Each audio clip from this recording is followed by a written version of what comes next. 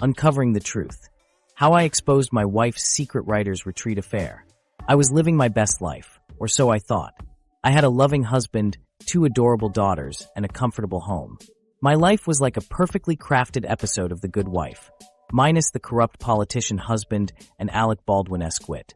My husband was the epitome of a Hallmark movie hero, kind, supportive, and always there with a warm smile. Fast forward to a creative writing workshop in the picturesque mountains, where I expected to spend a week sipping coffee, writing sonnets, and bonding with fellow writers over our love of Toni Morrison. Sounds idyllic, right? Well, it was until the plot twist. Literally. My husband, the man I thought I knew like the back of my hand, started receiving mysterious texts, sparking a chain of events that would unravel the very fabric of our relationship. It was as if the universe had pressed the fast-forward button on my life, accelerating it from a gentle stroll to a soap opera-style dumpster fire. I found myself questioning everything, from my husband's secret admirer to his undiagnosed ADHD. The lines between reality and fiction blurred, leaving me on the edge of my seat, wondering if I'd been living in a Stepford Wives-style utopia all along. At that retreat, our marriage turned into a real-life Shakespearean tragedy. My husband's creative retreat coincided with a chance encounter with an old fling, who was very much alive and kicking, just like Bridezilla-style surprise wedding guests. I felt like I was trapped in a bad Lifetime movie, where everyone around me seemed to be conspiring against me. Even our seemingly innocent workshop leader, who curiously vanished at night, only to reappear with enigmatic whispers in the morning. 25 years of marriage, 2 beautiful daughters, and 1 ill-fated creative writing workshop. That's the dramatic backdrop of my life. Grab your popcorn, folks, because this is the drama series you won't want to miss. Or rather, the one you can't seem to escape, even when the cameras stop rolling. I'm Andrew Baker, a self-proclaimed semi-functional wordsmith with a passion for bad puns and slightly worse writing. When I'm not struggling to string together coherent sentences, you can find me attempting to cook something that won't poison me or rewatching Sherlock for the umpteenth time. Guilty pleasure, don't judge. As fate would have it, I'm a bit of a romantic, and I've found myself in the unlikeliest of places. A summer writing workshop designed for creatives like me to hone their craft, and perhaps even get their work published, or at the very least finished. You know, the usual suspects: angst-ridden novelists, wise old poets, and the occasional Instagram influencer trying to branch out into literature. Anyway, this writing retreat was supposed to be a peaceful escape from the chaos of everyday life, a chance to tap into my inner Hemingway, or at least a slightly watered-down version of him with better hair. As I settled into the rolling hills of Tuscany with a bottle of mediocre Chianti and a wobbly table to work on, I had no idea that my simple summer retreat would turn into a full-blown, real-life detective novel, complete with deceit, betrayal, and enough twists to give Sherlock Holmes a hangover. Yes, you read that right. My retreat turned into a crime scene, and I found myself playing the lead detective, complete with a battered notebook, a wonky tea habit, and a very bad haircut. Little did I know, it was only the beginning of this wild goose chase. I'm not gonna lie, I used to be one of those guys who thought marriage was like a never-ending Hallmark commercial. You know, the ones where a couple is holding hands, walking on the beach, and the sun is shining brightly behind them. Yeah, that was me, Andrew Baker, 25 years ago. For a quarter of a century, I thought I had the perfect marriage with my partner in crime, Karen. We met in college, and I was immediately smitten with her quirky sense of humor and her impressive collection of vintage teacups. I mean, who wouldn't be attracted to someone who thinks a teacup can be a suitable conversation piece? We hit it off, and before I knew it, we were skipping down the aisle together, hand in hand, like a pair of lovesick Disney characters. Fast forward 25 years, and we have built what I believe is our dream life together. We raised 2 amazing daughters, Emma and Sarah, who are now both in college. Emma's studying medicine at Stanford, and Sarah's pursuing engineering at MIT. And yeah, we were those proud parents who couldn't stop bragging about their kids. We'd spend hours on social media, posting pictures of our accomplishments, sharing adorable anecdotes, and desperately seeking likes and comments. But here's the thing, we were so busy being proud parents that we almost forgot to be a couple. I mean, don't get me wrong, we loved each other, but we'd found ourselves in this strange, comfortable routine where we'd go weeks without having a meaningful conversation, other than asking each other about our kids' latest grades or sports achievements. It was all so picture perfect, in fact, that it became eerily predictable. My annual Christmas gift to Karen was always the same: a beautiful, handmade picture frame with a photo of our family's latest accomplishment. And hers to me? A thoughtful, beautifully crafted candle in the color of the month's birthday. It was like we were in this bizarre, lovey-dovey Groundhog Day, where the only variable was the number of napkins I used when I accidentally set the table for breakfast on dinner plates. And Karen, oh Karen, she was my partner in crime, my accomplice, my forever human and forever home in one perfect package. She'd plan our vacations with military precision, ensuring we'd attend the trendiest festivals and the most Instagrammable restaurants. Because, the more grammable, the more legit. I'd chuckle as she carefully planned every perfect moment, every awkward family photo, and every delicate shot for our Instagram-worthy picnic spreads. For 25 years, we operated like we were two delicate glass figurines nestled snugly in our perfectly decorated wedding china cabinet. It was our masterfully crafted, sparkling, Instagram-perfect, utterly immaculate marriage. And she was amazing, so perfect, such an epitome of beauty in every color, tone, and shade I could ever imagine. But what nobody writes about these fairy tale romances is the countless evenings spent sitting across from each other, ordering takeout, tiredly staring at bills and mundane household chores, while desperately holding onto the illusion that nothing could ever go wrong. So here's where things get interesting. Last summer, Karen decided to attend this fancy creative writing workshop in Illinois. She'd always loved writing, and I was genuinely happy for her pursuing her passion. Being the supportive husband and all that jazz. I mean, who doesn't want their wife to be the next Toni Morrison or J.K. Rowling? It's like the ultimate seal of approval when your partner's hobby becomes a Pulitzer Prize-winning novel. I even went as far as to frame her degree from University of Iowa, the one she got for her undergraduate degree in English, not the PhD she claimed to have worked on, don't ask. Okay, I might have lied about the PhD, but I was trying to create an aura of authentic writerness around the house. I mean, we all know that F. Scott Fitzgerald wouldn't have been F. Scott Fitzgerald without a Harvard degree, right? But I digress. So upon hearing about the workshop, I went on a mini research spasm to prepare myself for her departure. I asked all the necessary questions. Who's her mentor? Is she writing a memoir or a novel? Has she finally decided to move beyond her amateur writing of sonnets about the beauty of sunsets? Yeah, those were the ones that always left me questioning her commitment to our marriage. Karen, hey, what are you doing? Me. Oh, just researching your reputation as a budding writer. Karen, you're always doing that.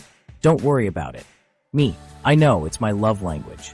So, after conducting my thorough research, i.e., I scrolled through her Facebook profile for 20 minutes. I concluded that this workshop was going to be a great opportunity for her to meet with A-list writers and novelists. I mean, who wouldn't want to rub shoulders with the literati?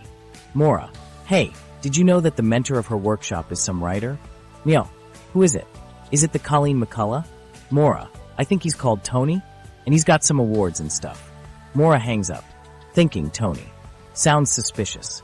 I start looking up Tony's book on Amazon. Looks like he's written a romance novel of the erotic kind. The synopsis here says, the heat is undeniable as Alex and Francesca come together in a world of sizzling passion. Ah, Tony must be a real mentor for Karen. I'll be the first to admit it, I'm a pretty laid-back guy. I trust people, I like to think the best of them, and I've always given my partners the benefit of the doubt. But when you've been married for 25 years, like I have, you start to think you know someone. You think you know their quirks, their habits, their late-night phone call patterns. But what happens when that trust is shaken? At first, it was just little things. Like the way my wife, who's always been an early bird, would suddenly stay up late to finish her phone calls. At first, I thought nothing of it, assuming the calls were with an editor or a friend who was working a late shift. But then I started to notice that she'd take those calls outside, always circling around the house to avoid being overheard. I even caught her typing away on her phone during dinner. Excuses and white lies were common, but she'd always say it was an emergency call or a confidential work matter. Then there were the text messages. I sometimes caught glimpses of them flashing on her phone, enough to see that they were coming from a private number. She'd hastily delete them whenever I walked into the room, as if she was hiding something from a scorned ex-OK.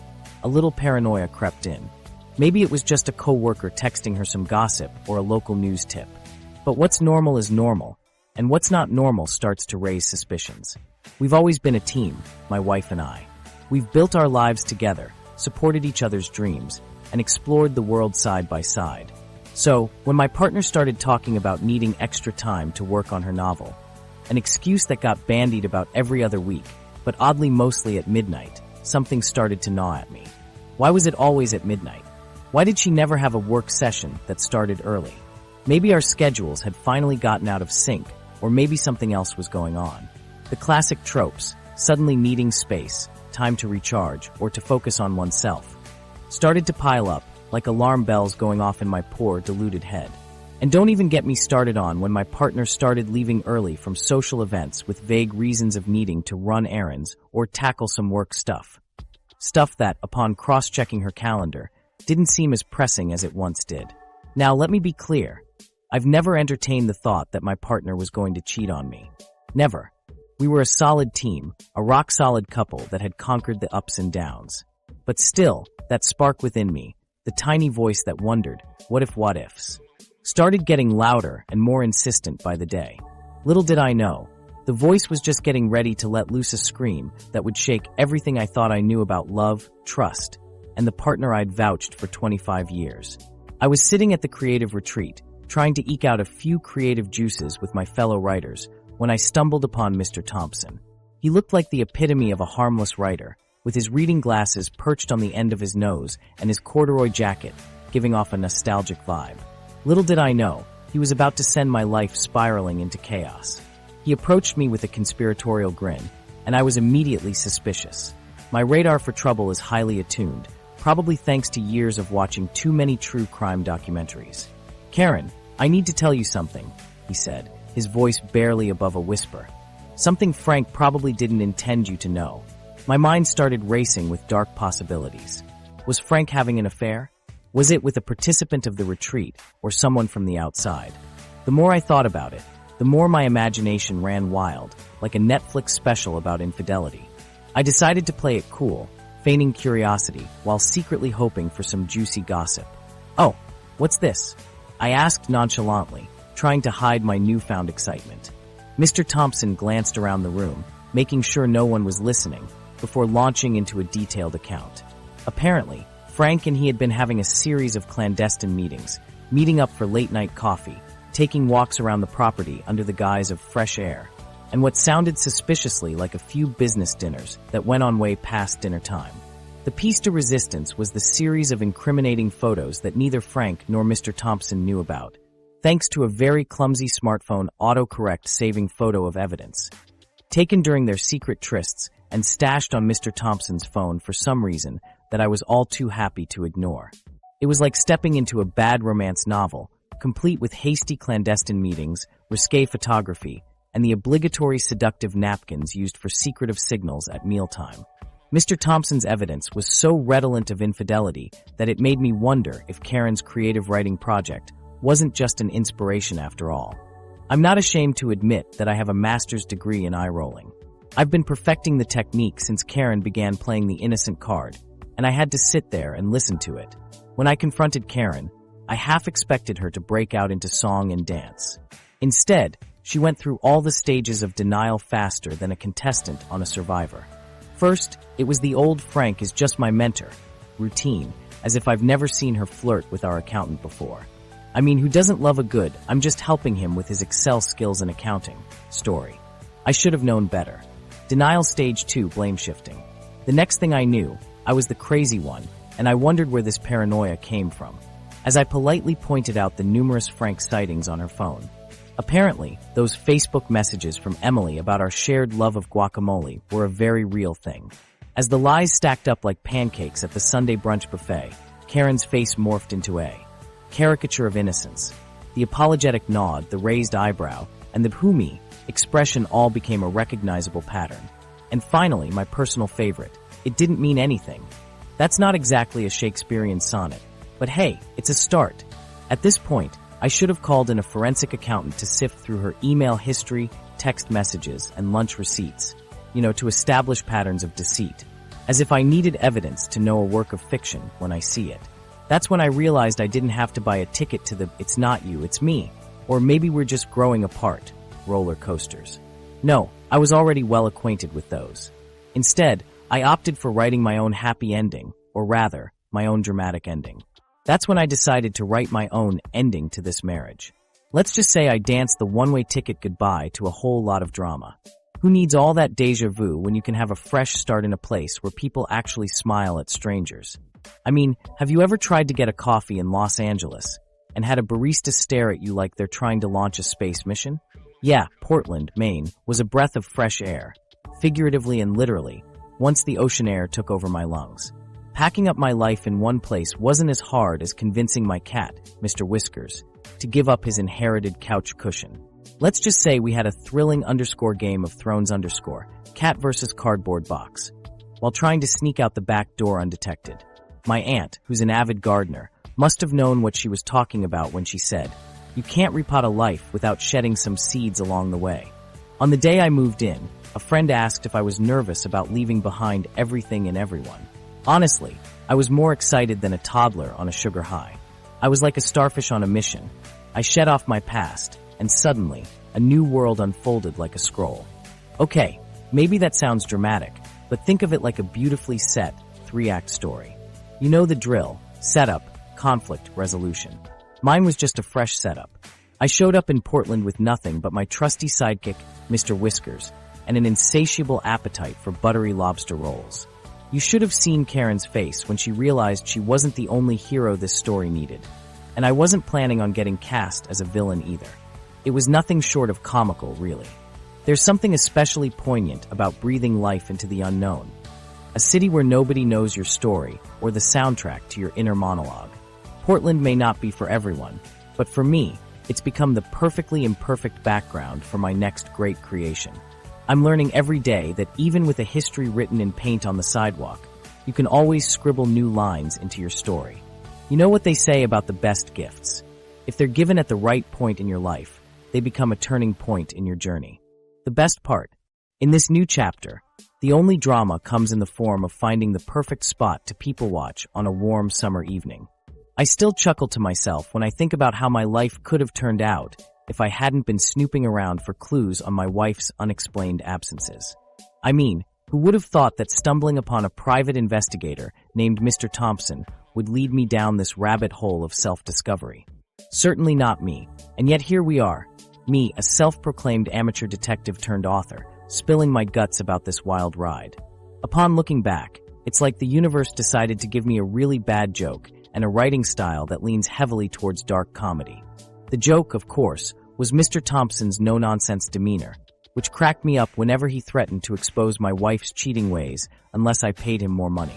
I swear, the only thing I'm more grateful for than the truth is getting out of that contract before I lost my wallet.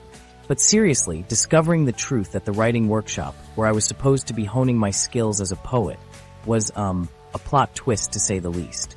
The irony of it all still takes my breath away. I mean, here I am, struggling to come up with decent poems while trying my best to keep my life script intact. And then poof, life decides to rewrite my script for me. Now about that writing workshop, I must say that our instructor Frank left an indelible mark, literally, since I thought his poetry was horrendous. I mean seriously, who needs angst-ridden poetry when you've been sleep-deprived due to snooping around for clues in a quiet house on a quiet street?